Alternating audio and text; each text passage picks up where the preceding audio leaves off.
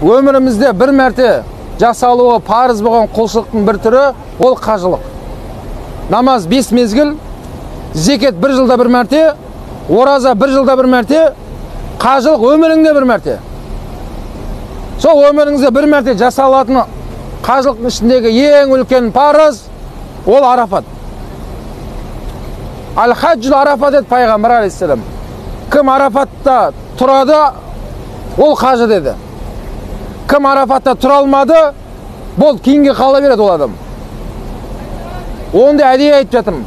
Мынау Кағбада қара жамылғы тұр ғой Кағбада. Соны кисва деп айтады. Не деп айтады? Сол кисваны бұлар меккеліктер және жұмыскерлер 1 жылда 1 күнде ауыстырады бұлар. Арафат күні.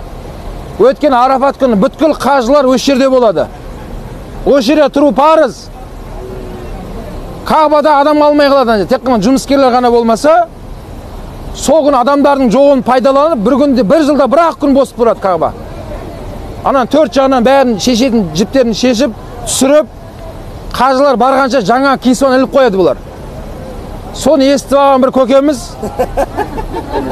елдің бәрі Арафатқа кетіп жатса, ана көкеміз бір өзіне қарап кеткен ғой. Сөйтіп барып, Кағбаға барып, қара тасты әбден сүйіпті. Сөйтіп келіп, мынаяқтағы қажыларға мақтанып жатыр. Сендер мынаяқ кеткен кезде мен барып ана рахаттанып сүйдім деп айтады дейді. Ал Расулullah айтады, Аль-хаджул Арафа деді. Кім Арафатта тұрды, ол қажы болды деді.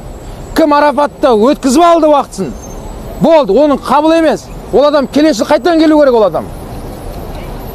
Сондайға ұрынып жүрмеңіздер. Қара тасты сүю ол сүннет, парыз емес. Ал мына жерде тұру Арафат күні парыз.